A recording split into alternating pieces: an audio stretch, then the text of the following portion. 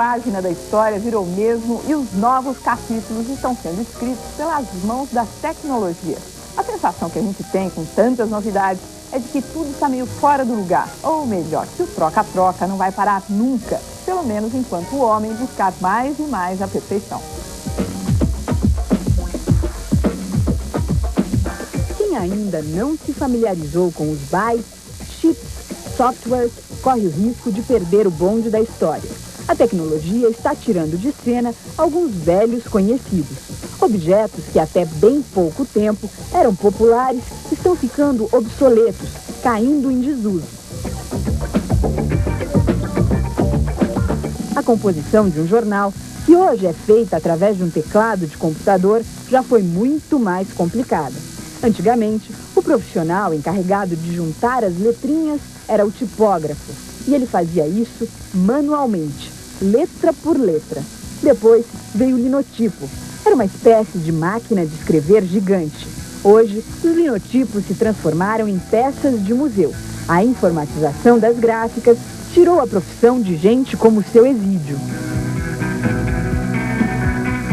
A nossa função era compor o noticiário, noticiário do dia, os anúncios, a montagem dos anúncios, a composição dos anúncios.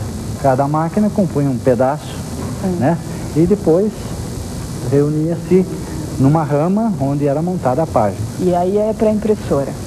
Certo. Depois tira-se prova, faz-se revisão, se troca as letras, o que está errado, e vai para a paginação, onde é montada a página completa. Ele trabalhou como linotipista no jornal Estado de São Paulo durante 12 anos. Em 1976, o Estadão aposentou a velha máquina e o seu Exídio foi procurar outra função na empresa. O que eu uso hoje é a experiência, hoje eu vendo serviços gráficos.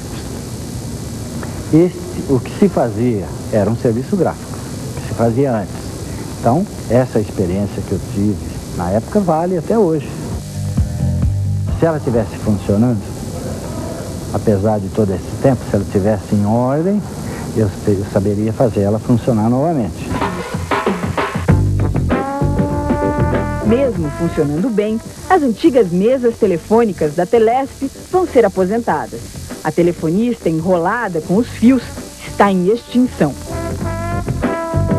O sistema antigo, como você observou nós trabalharmos, exige mais esforço, exige esforço físico, temos mais dificuldades, porque toda chamada que você vai completar, você precisa dos dados da chamada. Você chega a usar todas essas pegas aí, não, né? Hoje não, porque as chamadas são poucas, As chamadas do 101, 107, todas estão destinadas para o CIPT, o novo sistema, o novo equipamento. Então, como você vê, quase não chama. A profissão de telefonista mudou muito. Hoje, elas não são tão solicitadas como antigamente. A principal função é dar informações e ajudar em chamadas complicadas. Eu acho que a telefonista ela tem seu papel muito importante, ela é muito importante na sua profissão e ela ainda continua ajudando, independente do equipamento que ela trabalha. Essas operadoras estão se despedindo do velho instrumento de trabalho. Em 2 meses, tudo vai estar informatizado. E aquela imagem clássica da telefonista, a partir de agora, só mesmo em filme.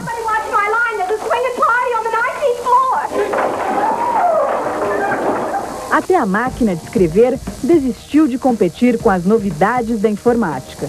Recentemente, um tradicional fabricante de máquinas de escrever fechou as portas. A Olivetti parou de produzir. Só mesmo amantes do passado para preferir as máquinas. É o caso do Ronaldo, tintureiro por profissão e colecionador de máquinas antigas por hobby.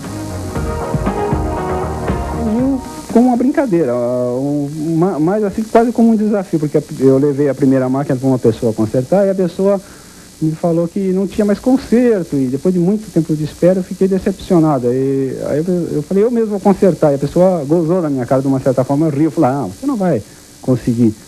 E eu me empenhei, falei, não, eu vou conseguir, por que não, Eu já gostava de mecânica e consegui, fiz a primeira e fiz a segunda. Cheguei a ter mais de 100 máquinas. Depois, quando eu comecei a me aperfeiçoar em termos de coleção, eu optei por uma linha de máquina mais curiosa. No seu pequeno apartamento, ele dá um jeitinho para acomodar raros exemplares. O Ronaldo não sabe datilografar e não faz questão de aprender. Seu negócio é consertar para depois admirar o mecanismo de cada uma delas. Uma Hammond, modelo 1880. O teclado dela é todo em ébano, okay? E escreve com um sistema de impressão automática, que é feito através de um gabarito que se move em duas partes. Um sector, né? Swing, que ele faz movimento de ida e volta.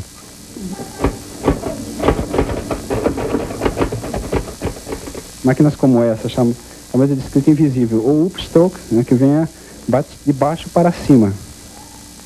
Né? Os tipos se elevam de baixo para cima, imprimindo aqui. Então, cada vez que você estava escrevendo, para ver o que estava sendo escrito, tinha que ser levantado.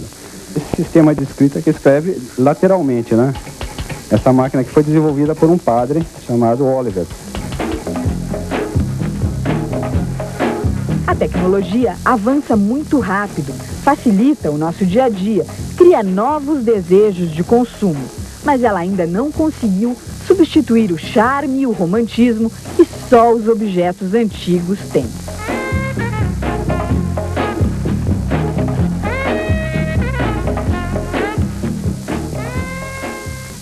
O que é mais rápido? Ligar o computador, colocar o CD-ROM de uma enciclopédia e localizar o verbete? Ou ir até a estante e consultar a antiga enciclopédia de papel? Acertou quem apostou no velho método do livro na prateleira, o que comprova que a modernidade não é tão insuperável assim.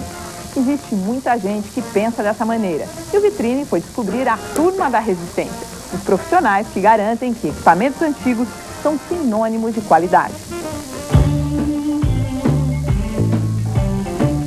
Panela velha que faz comida boa. Este ditado popular, em algumas situações, está para lá de certo. Nem tudo que representa a última palavra em avanço tecnológico convence a gregos e troianos. Muita gente prefere continuar com o antigo, garantindo que ele é bem melhor que o novo. Os fotógrafos são um ótimo exemplo. Emanuele Bernard, fotógrafa de moda e de comportamento, capta as imagens com tecnologia da década de 70. Às vezes, usa câmera dos anos 60. Não é economia de equipamento, nem teimosia. Trata-se de opção. Para fazer uma foto que você queira passar emoção, que é o que interessa, né? Você precisa tomar as decisões em termos de fotometragem, em termos de foco. E se você usar câmeras automáticas, quem acaba tomando essas decisões por você é a tecnologia da câmera. E acaba que todas as fotos têm a mesma cara. Quando você usa uma câmera manual, você mesmo faz sua foto. Eu uso sempre o 35mm com uma lente 50, então é o mais básico possível. Se você precisa comprar um equipamento fotográfico, a primeira coisa que você vai comprar é isso, entendeu? Então você vê que é uma coisa que se aproxima o máximo do olho humano. Não tem truques, nenhum truque. Muitas vezes, o que parece velharia para uns é raridade para outros. É a história da primeira câmera de Emanuele. Essa câmera foi meu pai que me deu. Ele comprou de segunda mão de um jornalista. Ficou com essa câmera um tempo e me deu como se fosse assim, nada, né? Ele trocou por uma Pentax ou por uma dessas câmeras que tem fotometragem automática, autofocos. E ele me deu essa câmera e eu comecei a usar. E foi minha primeira câmera e foi a partir daí que tudo começou. Você não era fotógrafo profissional? Nem era fotógrafo. E ele não sabia que essa é uma câmera para quem vai fazer? Também não, ele achava que era um lixo. Hoje em dia você entra numa loja especializada em aparelhos de som, procurando algo tecnologicamente avançado, de muita qualidade. Imagina que vai comprar um aparelho todo transistorizado, miniaturizado. Pode ser que não. Pode ser que o vendedor te recomende um outro tipo de aparelho moderno. Um aparelho a válvula, como aqueles de antigamente. E para acompanhar, uma daquelas picapes que só toca vinil. Entre os apreciadores mais exigentes, a última novidade é a tecnologia que ficou no tempo. Quem entende, garante que a válvula não tem nada de obsoleta. Pode até ser ultrapassada, mas continua insuperável. A válvula dá essa impressão desse som mais macio, mais transparente. O transistor já não tem essa mesma característica. Então quem gosta, por exemplo, de um vocal, uma música só com vocal, a válvula fica maravilhosa, entendeu? É um negócio mais legal que o transistor, tem um som mais agradável. E não são aparelhos reformados, não são válvulas antigas, são aparelhos que acabaram de sair do forno, até o design é invocado. É a mesma válvula, o projeto é o mesmo das válvulas antigas. Até o modelo dela é o mesmo. E esses aparelhos novos, a válvula, eles resolveram aquele antigo problema que você ligava e tinha que ficar esperando a válvula aquecer? Ou isso continua? Esses novos tem que esperar 1 minuto mais ou menos para começar a funcionar. Mas conforme ela vai aquecendo, ela vai melhorando a qualidade do som. Para acompanhar um aparelho a válvula e uma vitrola, nada melhor que uma boa discoteca só com long play. Tem gente que resiste ao CD. Para alguns entendedores, o velho vinil ainda é o melhor. Porque o vinil ele é gravado analogicamente, ele não sofre certos processos que o CD sofre. O CD ele sofre mais processos que o vinil até a sua produção final. E esses processos, há uma perda da originalidade do material gravado. Você tem uma obra gravada de um artista, na hora H, o engenheiro de som pode alterar essa obra. Ele coloca mais uma bateria, menos um prato, mais um saxofone, menos isso, menos aquilo. E a versão original cai por água abaixo. Esse é um detalhe. O Marcelo garante que ouvidos privilegiados podem sentir as diferenças entre o LP e o CD. O som do vinil, ele é um som mais calmo do que o som do CD. O CD tem um som mais colorido, um pouquinho mais agressivo. Em audições prolongadas de 1 hora, 2 horas, com o CD, você se cansa mais rápido que com o vinil. Essa é uma realidade que até agora ninguém soube explicar. Não vão deixar de surgir câmeras fotográficas cada vez mais modernas, digitais e sofisticadas. Os aparelhos de som vão continuar diminuindo de tamanho e aumentando a potência. No ano passado, aqui no Brasil, foram vendidos 86 milhões de CDs contra apenas 2,5 milhões de LPs. Mas números ou perspectivas tecnológicas não dizem muito para quem só está preocupado com a qualidade. Nem tudo fica obsoleto. Ainda há muitos objetos antigos superiores aos modernos. Quase todo mundo é capaz de lembrar de alguma coisa, não é?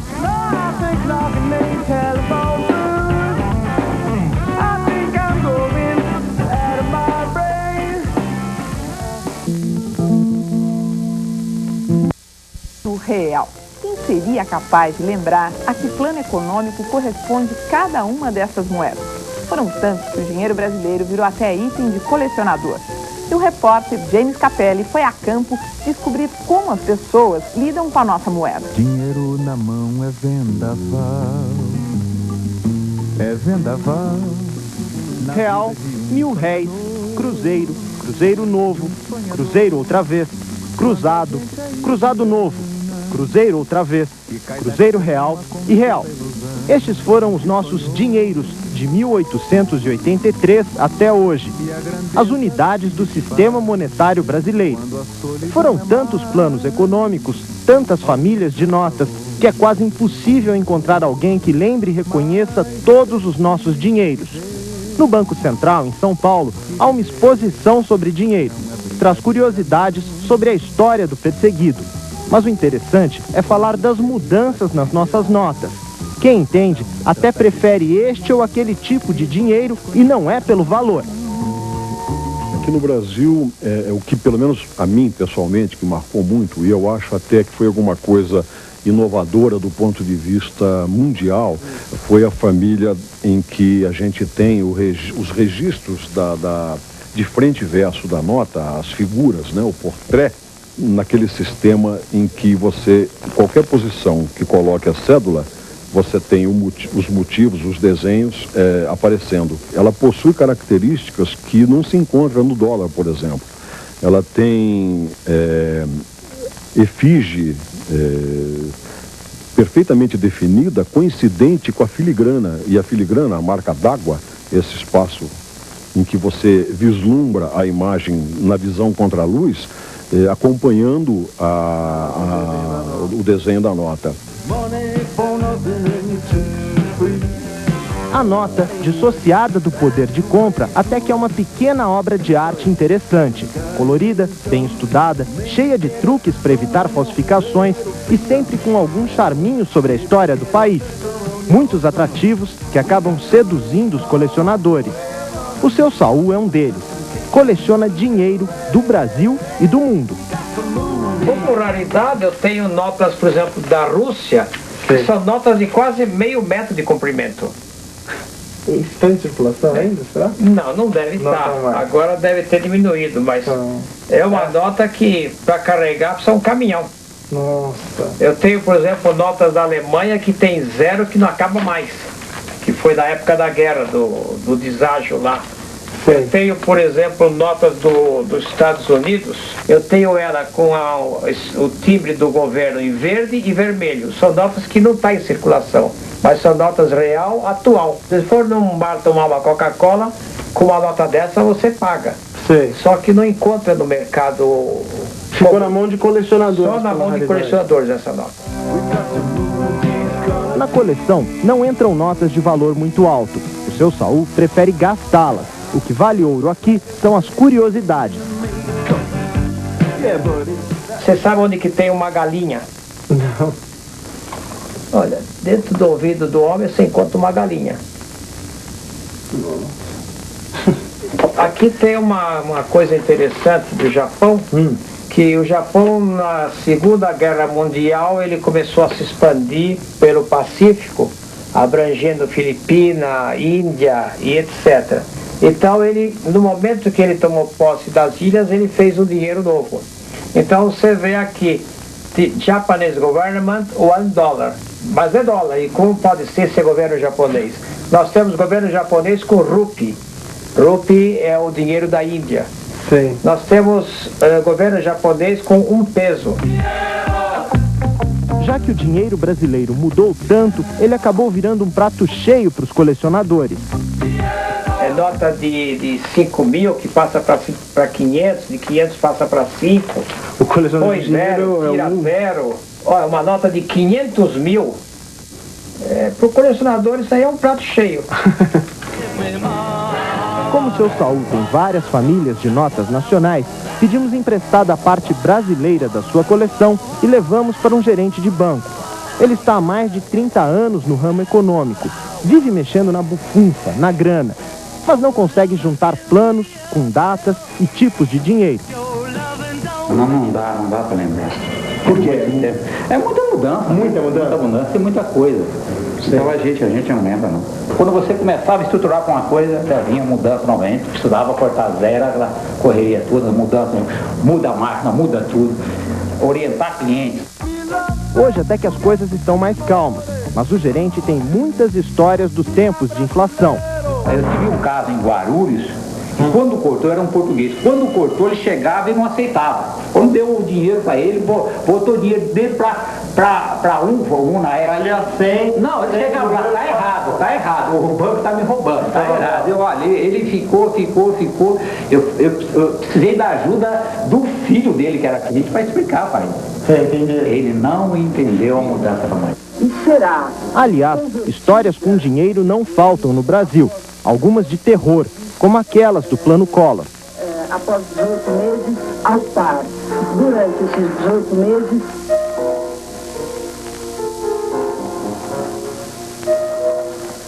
Mas tem também o lado pitoresco. Num país de tantas mudanças, achar dinheiro escondido pode ser pura decepção. Eu fui fazer uma limpeza naquelas coisas antigas que os velhos sempre guardam. E fazendo a limpeza eu achei uma caixa.